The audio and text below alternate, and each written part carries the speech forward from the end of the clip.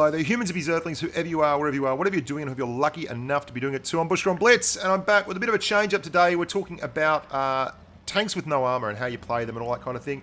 And I want to give you a look at this game first off. And by the way, this is a Patreon-sponsored post. For those of you that don't know, Patreon is really basically all there is at the moment in terms of me and income. So if you're interested in sponsoring the channel and keeping things going around here, that'd be just great. I want to make a really quick note, and this game is all about it. This is tanks with no armor. The PTA obviously is a tank with no armor. I'm going to have a look at a game in the RU-251 and the Panther 1-2. Look at where my team is here. Now, it gives me such a limited amount of options, and I just wanted to use this game because I want to show you that it doesn't really matter what you do.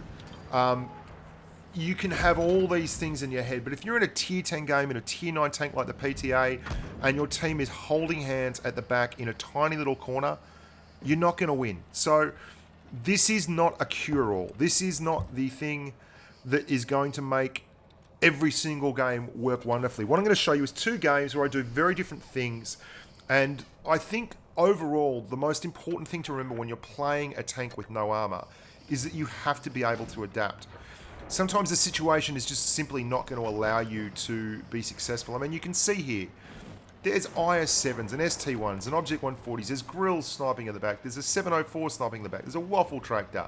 They're 150mm guns. There's only so much you can do when your team just all sits in a corner. Your heavies, your mediums, your TDs. Everyone sits in a corner and you're in this kind of a tank because these tanks don't have the armor profile to really bounce anything. You'll get lucky.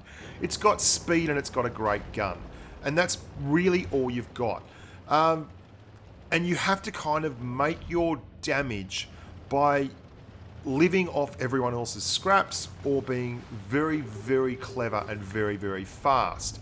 And you can be both those things, and if your team is just all going to sit in a corner, you're going to lose what we like to call map control. Now, map control is very important. When your team moves aggressively, you get map control. It's brilliant. You get actual segments of the map which are kind of safe and that you understand where the fire can be coming from, and you can make adjustments to that. And I'm looking at this map right now, and I'm in a Panther, and it's a Tier 8 game. And this has got no armor, this tank, really. You can get a few bounces, but it's nothing like a Tier 8 game bounce machine. And you can say, well, look, it's a minute in. There's no way that they're going to be in our spawn yet.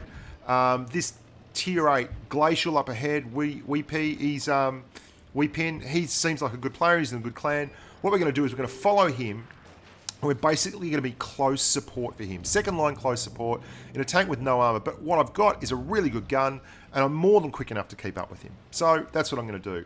And I'm just going to follow along behind the Glacial and put shots in. And that's my whole game plan.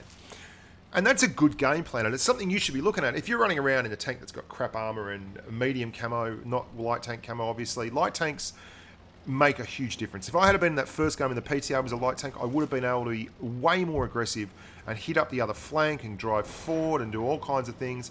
But as it was, in a medium tank, you're driving forward into a flank where you could spot targets, and no one on your team could hit them anyway because they're all hiding behind a house holding hands together, and you just get obliterated once you fired. And you can see here, the Glacial spotted up that T-28. There's no point being right behind him because that just makes me get spotted.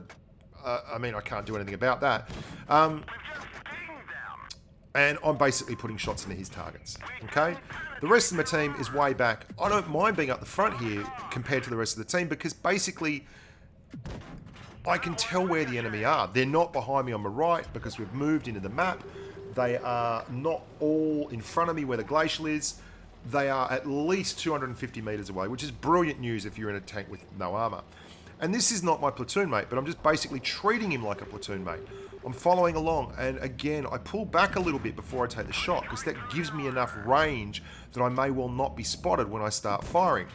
Now the Glacial is doing all the spotting here and will be getting all the spotting damage. We'll check the numbers at the end of the game.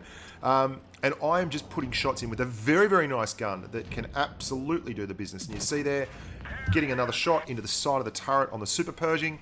And again, we move up and we follow.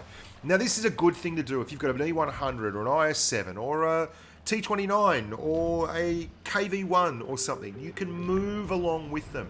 Follow the front line. Don't get stuck being static at the back. And it's really important to do that, because if you don't move along with them, you won't get the shots, and they'll take a lot of heat, and they won't get help. And I'm just keep telling him, yep, I'm here. Affirmative. He wants help, I'll give him help. And straight away, we get another target.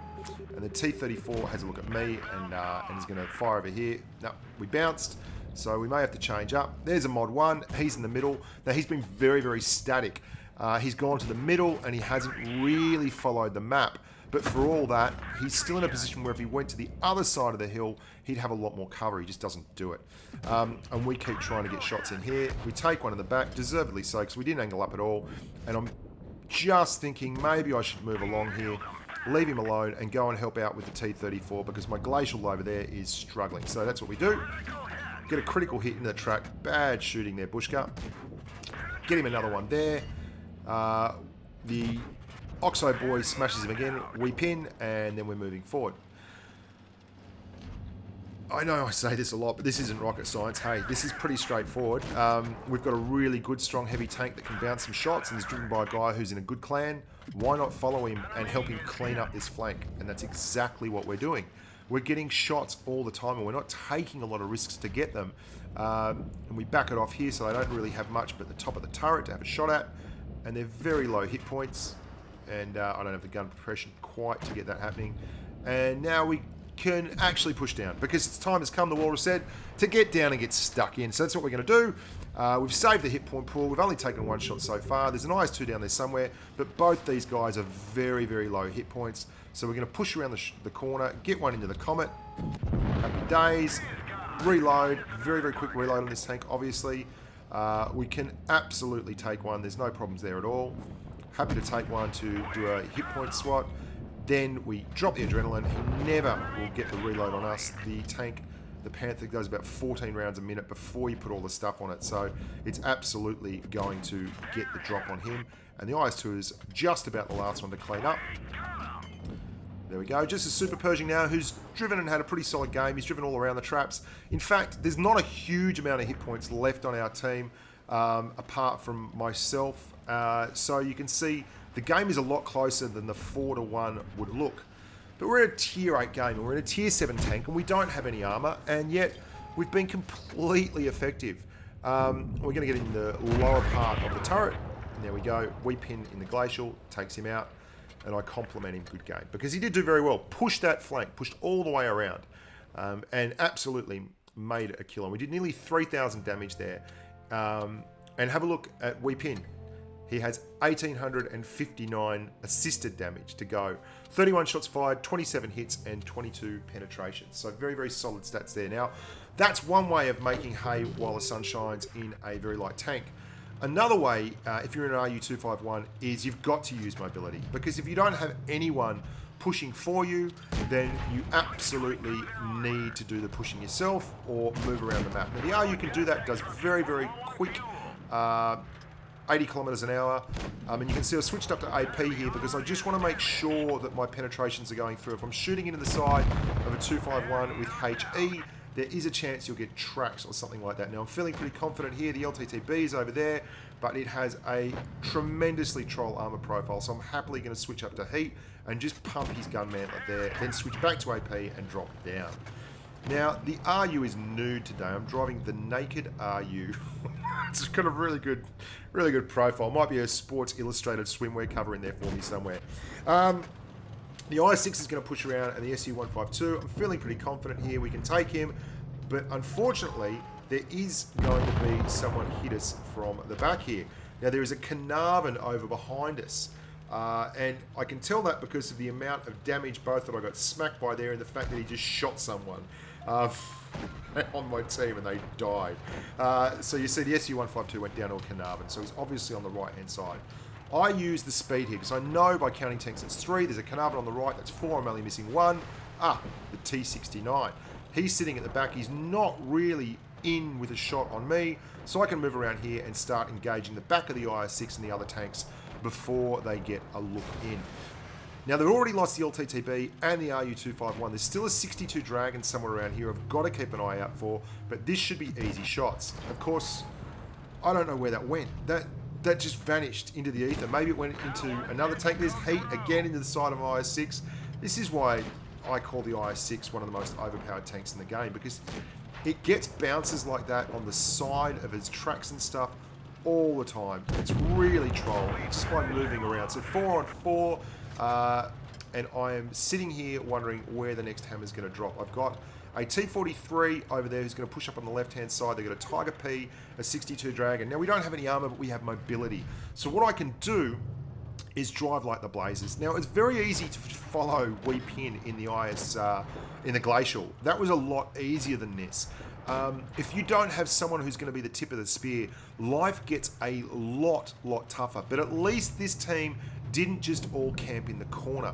They did actually move around a wee bit. Now, the Tiger P, I'm going to try and drive away from him. Now, I'm driving forward because you don't have any armor anyway. It's not a big deal angling your armor in this thing, because honest to God, you do your best with it, but you just basically want to be going in the direction that gives you the most speed, and that's what we do with the Tiger P. So he does get one off on us, but then we ram the Type 62 Dragon, and we switch down to high explosive plastic, the high pen HE, in just a second to make sure that we get the kill.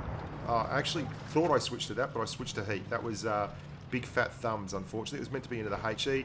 I always switch up to the big numbers on those light tanks with really poor armor profiles if I know that I'm going to be able to get an easy pen shot. Now, the Carnarvon's over there. The 69's around the back still. He's not engaged at all, and that's fine and dandy as far as I'm concerned, because I've only got 250 hit points left. So we roll around here. IS-3's doing a good job heavy tanking with the Carnarvon. I'm putting myself right next to this SU's carcass, just in case he does decide to get stuck in and turn around on me. And there we go. We switch up to the HE that's got the good pen, so we get the nice 295 average alpha, 296 right there, just one over the average. It's still a good roll. And then we only have the T69 left. So there's a couple of examples of driving in a no armor tank. If you don't have super speed and light tank camo, try to follow a big angry heavy, or at least put yourself in a position where someone's going to give you some shots or spot for you. If you do have that light tank speed and camo, then get the hell out of town when you need to. Always count the numbers so you know how many tanks are left, how many you can see, how many may possibly be able to put shots on you that you cannot see, and then you can weigh that risk and reward up like I did there, where I pushed down the flank. I knew we had a Carnarvon on the right, we had 3 there behind me, and we had one tank I couldn't see, which is a 69, and I was pretty sure that once he fired, I'd see him anyway, so I'd get one shot off before I took serious evasive action, despite the fact he's an autoloader. You can't win them all. It's just not possible, especially in a tank like the PTA or something like that is sometimes going to be up-tiered against tier 10 tanks that are really good tanks. You just simply can't win them all. So don't stress out if you're not able to carry in a PTA or something. It's not that kind of tank. You can win sometimes, you can lose sometimes, but unless you're an exceptional player, those days are going to be few and far between. Look after your families. Thanks very much for supporting the channel. I love you all. Enjoy the stream tonight and stay safe on the battlefield.